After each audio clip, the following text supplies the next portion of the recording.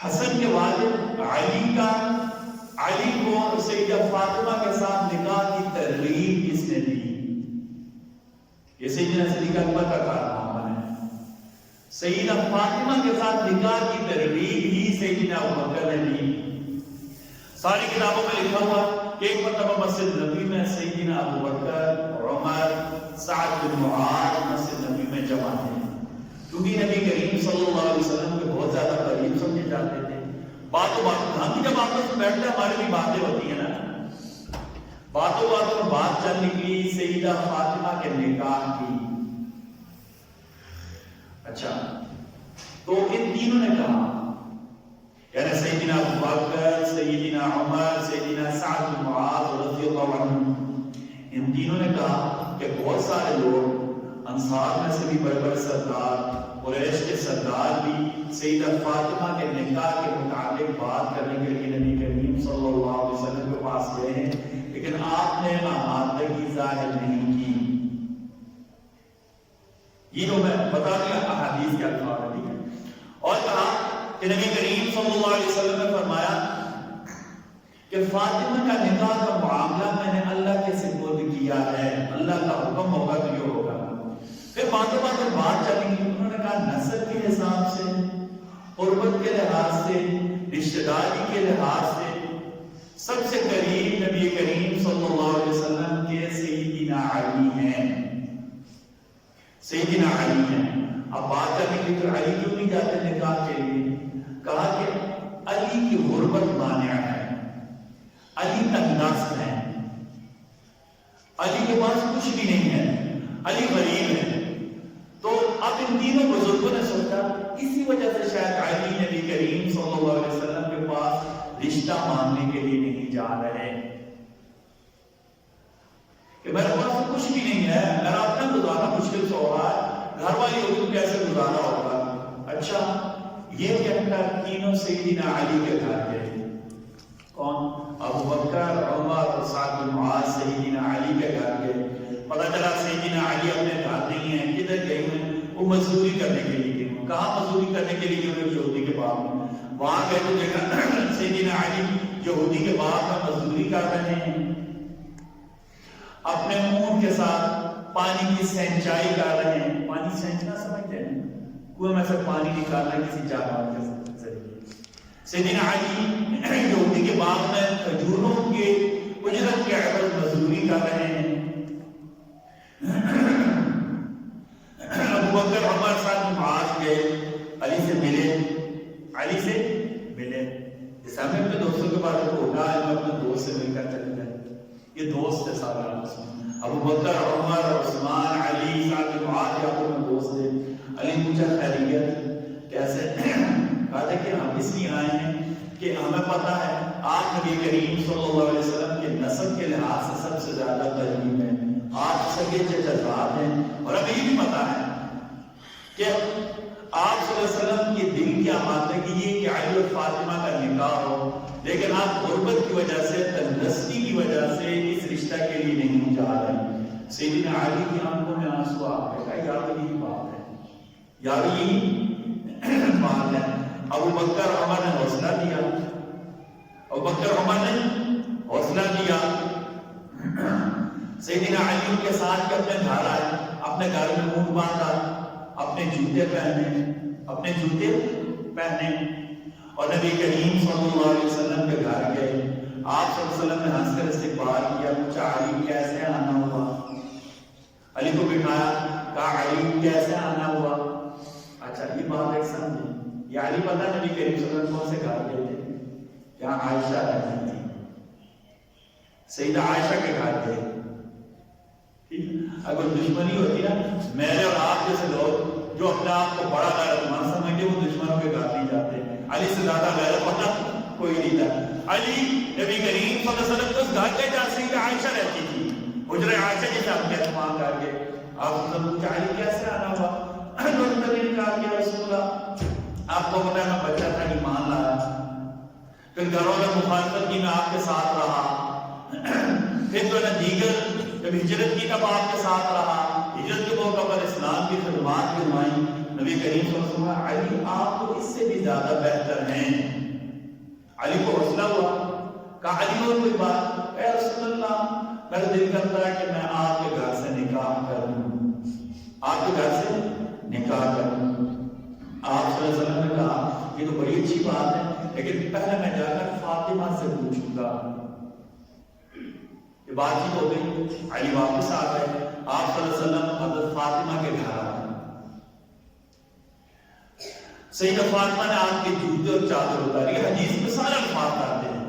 سیدہ فاطمہ نے نبی کریم صلی اللہ علیہ وسلم کے جوتے اور چادر اتاری. ایک بات سمجھے, ایک بات جو عمومی ہے, مائیں بچوں میں سے سارے والدین کی قدر کرتے ہیں, لیکن بیٹیاں ماں باپ کی بہت زیادہ قدر کرتی ہیں. بیٹیاں ہمیشہ ماں باپ کی وفادار ہے, اپنے گھروں کی ہو جاتی ہیں. 20 سال شادی کے ہو جاتے ہیں کہ بیٹے میرے ابو کی بات میری امی کی بات, میرے ابو کی بات میری امی کی بات.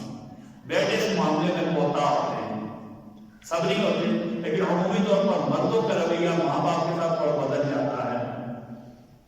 لیکن عورتوں کے دل کے اندر, خصوصاً بیٹیوں کے دل کے اندر اللہ نے بڑی وفا رکھی ہے. آپ اس کا تجربہ کر کے دیکھ لیں. والد یا والدہ بچی کے گھر چلے جب پھولے نہیں سنبھالتی. میرے نبی صلی اللہ علیہ وسلم سیدہ فاطمہ کے گھر آئے. سیدہ فاطمہ نے میرے نبی صلی اللہ علیہ وسلم کی چادر مبارک اتاری, تہ کر کے رکھی. پھر آپ صلی اللہ علیہ وسلم کے جوتے ایک طرف کیے. آپ نے کہا میں نے وضو کرنا ہے. سیدہ فاطمہ وضو کے لیے پانی لے کر آئی. آپ نے وضو کیا. جب پاؤں دھونے کی باری آئی تو سیدہ فاطمہ نے خود لوٹا اٹھا لیا, پانی کا برتن اٹھا لیا. سیدہ فاطمہ پانی ڈالتی جا رہی تھی. سیدہ فاطمہ پانی ڈالتی جا رہی تھی اور نبی کریم صلی اللہ علیہ وسلم وضو میں اپنے پاؤں دھو رہے تھے. وضو میں اپنے پاؤں دھو رہے تھے. اچھا, اسی دوران وضو کرنے کے بعد یہ بات ذہن میں رکھنی ہے. سیدہ فاطمہ نے پانی ڈالا, میرے نبی صلی اللہ علیہ وسلم نے پاؤں دھوئے وضو میں. پھر اس سے آگے میں آپ کو بات بتاؤں گا, ٹھیک ہے جی. سیدہ فاطمہ وضو کرا رہی تھی میرے نبی صلی اللہ علیہ وسلم کو. سیدہ فاطمہ پانی ڈال رہی تھی. وضو کے بعد میرے نبی صلی اللہ علیہ وسلم نے پاؤں دھوئے, یعنی وضو کے آخر میں میرے نبی صلی اللہ علیہ وسلم نے پاؤں دھوئے.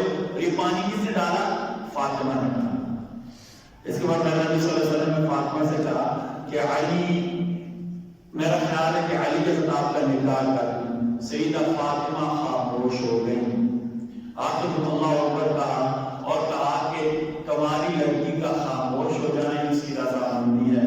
ہمارے فقہاء نے ایک مسئلہ لکھا ہے کہ ہم نکاح کے موقع پر ایجاب قبول کریں اور لڑکی سے کہہ دیں کہ آپ کا نکاح ہم فلاں سے کر رہے ہیں. لڑکی جب کماری ہو وہ خاموش ہو جائے, اس کی خاموشی پر سکوت فورا, اس کی خاموشی کو اس کی رضامندی سمجھا جائے گا. لیکن جو عورت بیوہ یا طلاق یافتہ ہو, اس سے جب ایجاب قبول کریں گے تو اسے الفاظ کہلانا لازمی ہے, میں اسے قبول کر رہی ہوں یا میں نکاح کے لیے رضامند ہوں. سیدہ فاطمہ نے خاموشی کا اظہار کیا. آپ صلی اللہ علیہ وسلم نے اللہ اکبر کہا اور کہا کہ فاطمہ کا خاموش ہو جانا اقرار اور رضامندی ہے. یہ شیعہ سنی دونوں کی کتابوں میں لکھا ہوا ہے. یہاں سے ایک بات سمجھیں, ہم اہل سنت یعنی سنی جب وضو کرتے ہیں پاؤں میں دھوتے ہیں, پاؤں دھوتے ہیں. ہمارے نزدیک یہ فرض اللہ قرآن کو حکم دیا. شیعہ کہتے ہیں کہ پاؤں کا مسح کرنا یہ فرض ہے, پاؤں دھوتے نہیں چاہیے وضو میں. تو ہم یہ سمجھانا چاہتے ہیں کہ سیدہ فاطمہ نے جب نبی صلی اللہ علیہ وسلم کو وضو کرایا تو آپ صلی اللہ علیہ وسلم کو پاؤں دھلائے. آپ لوگ پاؤں یوشیہ کی کتابوں میں لکھا ہوا, ٹھیک ہے, وہ کہتے ہیں سنی پر دلیل ویسے ہی کہتے ہیں. اچھا, اب یہاں تک بات ہو گئی. نبی کریم صلی اللہ علیہ وسلم سیدہ فاطمہ کی آمادگی کے بعد دوبارہ مسجد آئے, علی کو بلوایا اور کہا علی نکاح کے آمادگی, نکاح کے بعد کہا علی نکاح کے مصارف آپ کیسے برداشت کریں گے, شادی کا خرچہ کیسے برداشت کریں گے. اگر نے کہا تھا ہمارا پہلا خاکہ کیا تھا, نکاح کی ترتیب فاطمہ کے ساتھ ابو بکر نے علی کو دی. دوسرا ہمارا خاکہ کیا, سیدہ فاطمہ کے نکاح کے جتنا سامان تھا شادی کا وہ سارے کا سارا ابو بکر اور عثمان خرید کر لائے. اور یہ میں نے پہلے بتا دی, دونوں کتابوں میں ہم تو جھگڑا چاہتے ہی نہیں بھائی، اللہ میں توفیق ہی نہ دے کہ ہم جھگڑنے والی امت کو اور لڑائیں۔ ہم صلح کی طرف قدم بڑھا رہے ہیں، ہم صلح کی کوشش کر رہے ہیں۔ سمجھے حقائق کو۔ سیدہ فاطمہ کے جب نکاح کا سامان تھا وہ کس نے خریدا؟ ابو بکر نے اور عثمان نے۔ اچھا، سیدہ فاطمہ کی آمادگی کے بعد نبی کریم صلی اللہ علیہ وسلم نے علی کو بلایا۔ علی، نکاح کا سامان، نکاح کے مصارف آپ کیسے برداشت کریں گے؟ علی نے رسول اللہ میرے پاس تو ایک زرہ ہے، آپ نے زرہ لڑائی کے موقع پر جو لوہے کے کیا کہتے ہیں وہ پہنی جاتی لباس پہنے جیسے زرہ کہتے ہیں۔ اچھا، کہا کہ آپ اپنی زرہ بیچ دیں۔ اب علی بازار زرہ بیچنے کے لیے راستے میں عثمان نے، علی کیسے جا رہے ہو؟ علی نے پوری بات بتائی، کیسے میرا نکاح سیدہ فاطمہ کے ساتھ طے ہو گیا ہے۔ آپ صلی اللہ علیہ وسلم نے کہا کہ شادی کے اخراجات کے لیے زرہ بیچ دو۔ عثمان بڑے خوش ہوئے، 400 درہم کی خرید لی۔ کتنی کی خرید لی؟ 400 درہم۔ اچھا کا زرہ مجھے دے دو، زرہ لے لی، 400 درہم کے لیے۔ علی واپس جا کے بولا بھائی ذرا، بھائی بیچ لی، سودا ہو گیا، پیسے لے لیے، زرہ عثمان نے لے لی، پیسے علی نے لے لیے، تھوڑا آگے میں بلا لیا۔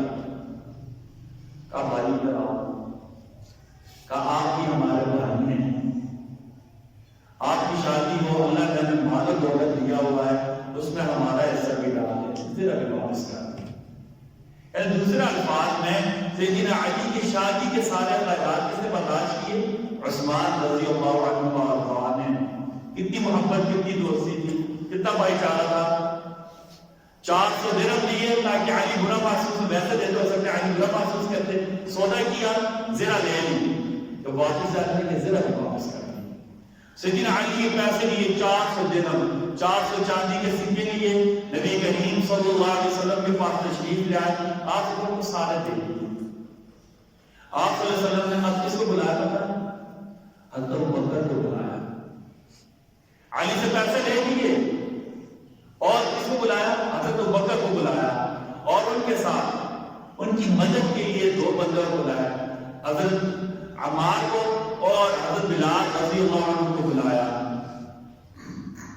عمار کی ریاست کو بلایا، یہ صحابیوں میں رہتے تھے، اور ان پیسوں میں سے مٹھی ایسے بھری، 2 ہاتھ ایسے بھرے، ابو بکر کو دے دیے، گنے نہیں۔ حضرت ابو بکر نے گنے تو کل 63 سکے تھے۔ کتنے سکے تھے؟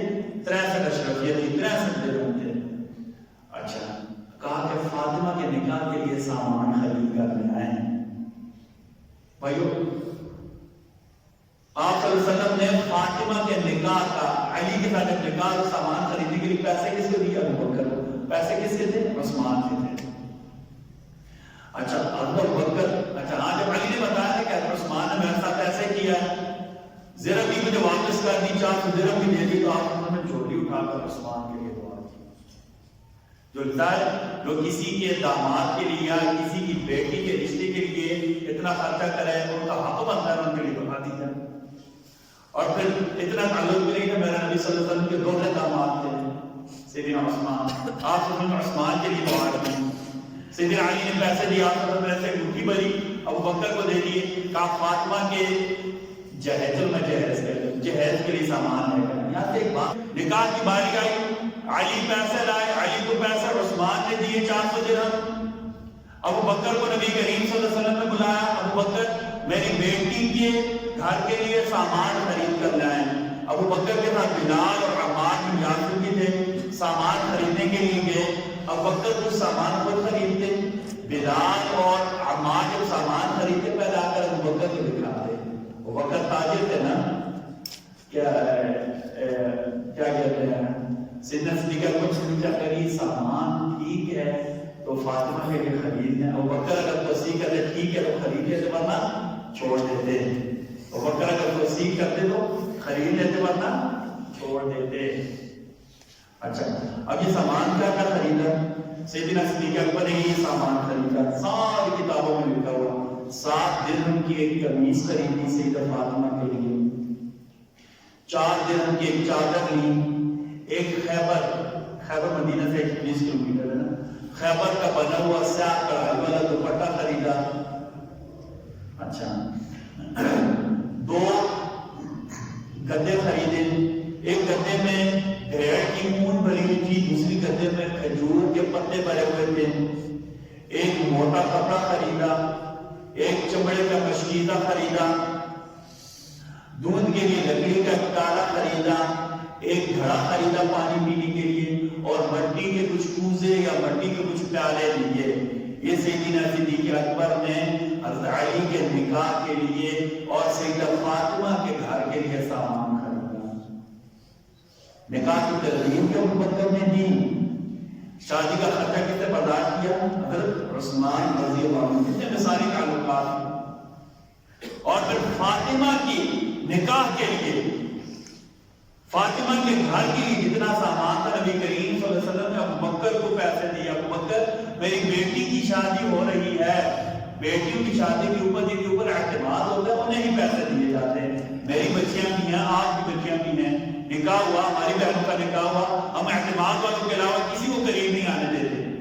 میں نے کہا کہ سب جاننا چاہتے ہیں کہ معاشرے کے اوپر جو رفس چھایا ہوا ہے اس کی گندگی کے اثرات کیسے ختم ہو گئے جب ہمارے تک حقیقی واقعات آئیں گے۔ ہم ویسے کہہ دیتے ہیں ابو بکر اور نعوذ باللہ علی کی دشمنی تھی، اللہ اکبر۔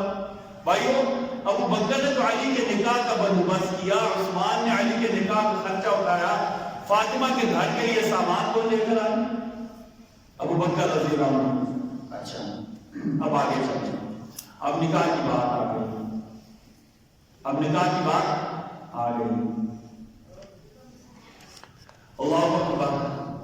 حضرت فرماتے ہیں کہ جب سامان آ گیا تو نبی کریم صلی اللہ علیہ وسلم نے مجھے حکم دیا کہ جاؤ ابو بکر کو گھر سے بلا لاؤ۔ اب نکاح کی بات ہے، ہم نے نکاح کی بندے اکٹھے کرتے۔ نکاح کے بارے میں بہتر یہ ہے نا کہ یہ کیا کہتے ہیں مسجد میں کیجیے۔ میرا نبی صلی اللہ علیہ وسلم فرمایا وَعَلِمُوا هَذَا النِّكَاحَ فَاعْلُوهُ فِي الْمَسَاجِدِ۔ نکاح اعلانیہ کرو، چھپ کر نکاح یہ نکاح نہیں ہوتا چاہتا۔ یا ہمارا بدقسمتی سے ایک رواج ہے، لڑکیاں گھر سے باہر جاتی ہیں، صرف ہمارے احناف کے نزدیک ولی کی اجازت کے بغیر نکاح ہو جاتا ہے۔ باقی تینوں فقہاء کے نزدیک جو لڑکی گھر سے باہر جائے ماں باپ کی اجازت نہ ہو اس کا نکاح نہیں ہوتا، صحیح نہیں ہے، بڑی غلط رسم ہے۔ اس لیے اس کا بہتر حل کیا کہ نکاح سے پہلے نا بچی کی رضامندی بھی لینی چاہیے۔ بچی کی رضامندی لیں گے اس کا باپ بن جائے گا، یہ گندا خانہ ختم ہو جائے گا۔ اپنی مرضی کریں، ماں باپ کا حق بنتا ہے، لیکن بچی سے بھی پوچھ لیں تاکہ ہماری عزت بھی بچ جائے گی اور خیریت کے ساتھ سارا کام ہو جائے گی۔ زندہ کر فلاں بھی دے دی ہے، اس کا آسان آ گیا۔ نکاح سے پہلے بچی سے جا کر پوچھی، میں نبی صلی اللہ علیہ وسلم فاطمہ سے جا کر پوچھا تھا۔ بھائیو، ہم نعوذ باللہ نہ نبی جیسے ہیں اور نہیں ہماری بیٹیاں فاطمہ جیسی ہیں، اس کے باوجود میرے نبی نے جا کر فاطمہ سے پوچھا تھا رات کا نکاح علی سے کرا۔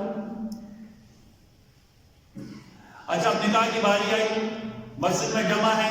حضرت فرماتے کہ میرے نبی صلی اللہ علیہ وسلم نے مجھے حکم دیا کہ فاطمہ کا نکاح ہونا ہے، ابو بکر کو بلا لاؤ، عمر کو بلا لاؤ، عثمان کو بلا لاؤ، عبد الرحمن بن عوف کو بلا لاؤ، حضرت طلحہ کو بلا لاؤ، سعد بن ابی وقاص کو بلا لاؤ۔ یہ میرے نبی صلی اللہ علیہ وسلم کے ماموں تھے، سعد بن ابی وقاص، انہوں نے ایران فتح کیا تھا۔ میرے نبی صلی اللہ علیہ وسلم سعد بن ابی وقاص کو بلا لاؤ، حضرت طلحہ کو بلا لاؤ، حضرت زبیر کو بلا لاؤ، اور کچھ انصار کو بلا لاؤ، کچھ دیگر لوگوں کو بلا لاؤ۔ ان کتنے بندوں کا؟ 1 2 3 4 5 6 7 8 بندوں کو خصوصی طور پر کہا، باقی کا کچھ باقی معززین کو بھی بلا لاؤ، محلے داروں کو بلا لاؤ۔ اللہ فرماتے ہیں کہ نبی کریم صلی اللہ علیہ وسلم نے مجھے حکم دیا جا کر ابو بکر کو بلا لاؤ، عمر کو بلا لاؤ، عثمان کو بلا لاؤ، عبد الرحمن بن عوف کو بلا لاؤ، سعد بن ابی وقاص کو بلا لاؤ، حضرت طلحہ کو بلا لاؤ، حضرت زبیر کو بلا لاؤ۔ حضرت زبیر نبی کریم صلی اللہ علیہ وسلم کے کیا کہتے ہیں انتظار تھے، کہا انہیں بلا لاؤ۔ جب بلا لائے کہا کچھ اور معزز لوگوں کو بلا لاؤ۔ نکاح کی باری آئی، نبی کریم صلی اللہ علیہ وسلم نے خطبہ نکاح پڑھا۔ میں نے نبی صلی اللہ علیہ وسلم نے انس کو کہا ابو بکر، عمر، عثمان، سعد، عبد الرحمن بن عوف، طلحہ اور زبیر کو اور دیگر لوگوں کو بلا لاؤ، میری بیٹی کا نکاح ہونے لگا ہے۔ یہ سارے لوگ آ گئے، میرے نبی صلی اللہ علیہ وسلم نے خطبہ نکاح پڑھا اور کہا اللہ نے حکم دیا میں فاطمہ کا نکاح علی سے کر دوں۔ اگر عثمان کے موقع پر بھی کہا کہ اللہ نے مجھے حکم دیا عثمان کا نکاح اپنی بیٹی ام کلثوم کے ساتھ کر دوں، کہا اللہ نے مجھے حکم دیا میں فاطمہ کا نکاح علی کے ساتھ کر دوں، میں نے 400 مسقال چاندی 400 مسقال چاندی 100 تقریباً 131 تولے کچھ پوائنٹ، یعنی سمجھ لیے 132 تولے چاندی پر دی ہے۔ ہمارا ایک بہت غلط بات ہے، میں نے آپ کو پہلے کیا بتا دیا، میں پوچھتے ماہ کتنا لکھوں، آپ کہتے بھائی میں نہیں ہوں، یہ ولی کا کام، پھر کیا میں جتنا تو وہ لکھنا چاہیے، مجھے کہتے ہیں وہ سب آپ لکھ بھائی ہم کیا لکھیں۔ ایک جو میں نے کہا پڑھانے کیا ماشاءاللہ انہوں نے مجھے بتا رات کو ہم نے کیا کہتے ہیں شیئر کرائے تھے، ایک دن پہلے جب میں نہیں تھی تو اس دن ہم نے کیا کرایا تھا، مجرا کرایا تھا، ان کو بڑی اچھی بات ہے، بڑی اچھی بات ہے۔ تو بابا جی بتا رہے تھے، میں نے ان سے پوچھا میں بابا تو سر مڈیل بننے سے کوئی نہیں ظاہر میں نے بڑی خوشی تھی۔ اور جب مال کی باری آئی نا میں نے کہا کتنا مال لکھوں، میں نے کہا ماشاءاللہ آپ نے اتنا خرچہ کیا ہے، مال کتنا لکھوں، 32.5 روپے لکھو۔ میں تو بھائی 32.5 روپے کا تو گیس کا پیکٹ نہیں آتا، کہتے نہیں شریعت ہے، میں کہا کوئی شریعت کوئی نہیں ہے، کہتے آپ اپنی مرضی کے لیے، میں کہا میں کروڑ روپے لکھنے لگا ہوں۔ تو بابا جی نے سر ٹھنڈا ان کا بولی تھی کیا ہے، پھر انہوں نے 5 لاکھ روپے میں نے پہلے کیا بتا مہر شریعت کا حکم ہے، مہر میں نے شرماتا نہ طے کر دیں بیعت دیتا نا، ہمارے عمودوں پر سونا لکھوایا جاتا ہے، اچھی بات ہے، ہمارے عمودوں پر کیا لکھوایا جاتا ہے، سونا لکھوایا جاتا ہے، بڑی اچھی بات ہے، ٹھیک ہے۔ اچھا اسی طرح وراثت میں حصہ دیتے ہوئے بھی شرم نہیں آنی چاہیے، یہ مہر رکھتے ہوئے شرم نہیں آنی چاہیے، شرم آنے کیا آتی، میں وراثت میں حصہ نہیں دوں، یہ شرم کی بات ہے، ٹھیک ہے۔ اچھا میرے نبی صلی اللہ علیہ وسلم اچھا ہمارا کیا ہے شریعت نے مہر کی مقدار مقرر نہیں کی، بہتر یہ فریقین آپس میں طے کرنے ہیں۔ اگر کوئی کہے کہ مہر فاطمی رکھیں تو کتنے رکھنی، 132 تولے چاندی اور اس کی قیمت کم از کم 1.5 لاکھ روپے بنتا ہے مہر، لوگ کہتے ہیں مہر فاطمی لکھنے کتنا مہر بنتا ہے، 1.5 لاکھ روپے کم از کم، ورنہ چاندی کی قیمت 132 کا ضرب دیں، پتہ چاندی 1200 روپے تولا ہے، 1200 کے 132 کا ضرب دیں، جو کیا کہتے ہیں حاصل ہے ضرب آج کو ہمارے فاطمی بن جائے گا۔ میرے نبی صلی اللہ علیہ وسلم نے خطبہ دیا، ابو بکر عمر عثمان کو بلایا، سیدہ فاطمہ کے نکاح کا خطبہ پڑھایا اور کہا کہ اللہ تعالیٰ نے مجھے حکم دیا کہ میں فاطمہ کا نکاح علی کے ساتھ کر دوں، میں نے 400 مسقال چاندی یعنی 132 تولے چاندی مہر مقرر کیا ہے، تم گواہ رہنا۔ علی اور فاطمہ کے نکاح کے گواہ کون بنے، ابو بکر عمر عثمان، آدم کہ تم گواہ رہنا، تم گواہ۔ اور ہم اتنے یاد ہو کہ ہم کہتے ہیں کہ وہ کیا کہتے ہیں علی کے لوگ بکر کی دشمنی تھی، اس لیے جب نکاح کا گواہ بنایا ہے۔ میرے نبی صلی اللہ علیہ وسلم فاطمہ کے نکاح میں ابو بکر عمر عثمان کو گواہ بنایا، علی کے نکاح کے گواہ یہ تھے، ٹھیک ہے۔ اور پھر علی کو کہا علی آپ کو منظور ہے، علی نے کہا منظور ہے، آپ میں تازہ کھجوریں کھا لی اور صحابہ کرام نے پوچھا کہ جتنی دل کرتا ہے لے لو، جتنی دل کرتا ہے لے لو، جتنی دل کرتا ہے لے لو۔ اچھا سیدہ فاطمہ جب فوت ہوئی نا تو عمر اور ابو بکر جنازہ پڑھنے کے لیے آئے، اللہ اکبر، حسن بھی موجود تھے، حسین بھی موجود تھے، حضرت بکر حضرت عمر اکٹھے جنازہ پڑھنے کے لیے آئے۔ ابو بکر نے علی کو کہا آپ پڑھانا، آپ کا زیادہ حق ہے۔ حضرت علی نے ابو بکر کا ہاتھ پکڑا، کہا آپ کے ہوتے ہوئے میں جنازہ نہیں پڑھاؤں گا، آپ کے ہوتے ہوئے میں نے جنازہ نہیں پڑھانا۔ حدیث کی کتابوں میں لکھا ہوا ہے کہ ابو بکر نے سیدہ فاطمہ کی نماز جنازہ پڑھائی اور 4 تکبیریں کہیں۔ حدیث کی کتابوں علی نے خود پکڑا، آپ کے ہوتے ہوئے بکر میں جنازہ نہیں پڑھاؤں گا۔ حسن بھی موجود تھے، حسین بھی، وہ ابو بکر کو اپنا بڑا سمجھتے تھے، علی ابو بکر کو اپنا بھائی سمجھتے تھے، کیوں؟ نکاح کی گواہ کی تھی، نکاح کی تیاری بھی انہوں نے کرائی، گھر کا سامان بھی انہوں نے ہی خریدا تھا، اس لیے فاطمہ فوت ہوئی، دنیا سے چلی گئی، جنازہ تیار، علی بھی کھڑے ہیں، حسن حسین بھی کھڑے ہیں، ابو بکر آئے، علی کو ابو بکر نے کہا خود جنازہ پڑھائیں، تو علی نے کہا کہ آپ امیر المؤمنین ہیں، آپ خلیفۃ المسلمین ہیں، آپ کے ہوتے ہوئے میں نے آگے بڑھ کر نماز جنازہ نہیں پڑھانا۔ حدیث کی کتابوں میں لکھا ہوا ابو بکر آگے بڑھے، سیدہ فاطمہ کا جنازہ پڑھایا اور 4 تکبیریں کہیں۔ تو بکر خلیفہ تھے، میں نے ایک دن عصر کی نماز پڑھا کر باہر نکلے ہیں، آپ کے ساتھ علی بھی تھے، علی نے عصر کی نماز ابو بکر کے پیچھے پڑھی، باہر نکلے، باہر گلی میں حضرت حسن کی عمر 6 یا 7 سال کی، 8 سال ہو، باہر گلی میں بچوں کے ساتھ کھیل رہے تھے۔ میں نے اس پر ایک دن آپ کو بتایا تھا کہ ہمیں بچوں کو گلیوں میں کھیلنے دینا چاہیے، ہم وہ کھیلنے کا ٹائم ٹیوشن کی نظر کاٹ دیتے، پھر کہتے بچے پتہ نہیں کیوں بدتمیز ہو گئے، ہم بچوں کو ٹینس کر دیتے ہیں، بچوں کا جو حق ہوتا ہے نا قدرتی ہم چھین لیتے ہیں ان سے۔ ابو بکر نے نماز پڑھائی عصر کی، علی نے پیچھے نماز پڑھی، دونوں ایک دوسرے کے ہاتھ پر ہاتھ رکھے باہر نکلے، باہر گلی میں دیکھا حسن بچوں کے ساتھ کھیل رہے ہیں۔ ابو بکر نے حسن کو اٹھا کر کندھے پر بٹھا لیا اور کہا میرے ماں باپ آپ پر قربان ہوں۔ ابو بکر نے حسن کو کہا میرے ماں باپ آپ پر قربان ہوں، پھر ہنستے ہوئے کہا آپ تو علی کی طرح لگتے ہی نہیں ہیں، آپ تو میرے نبی جیسے ہیں صلی اللہ علیہ وسلم۔ سیدنا حسن ابو بکر سے بہت زیادہ متاثر تھے، اس لیے سیدنا حسن نے اپنے بڑے بیٹے کا نام پتہ کیا رکھا تھا؟ ابو بکر۔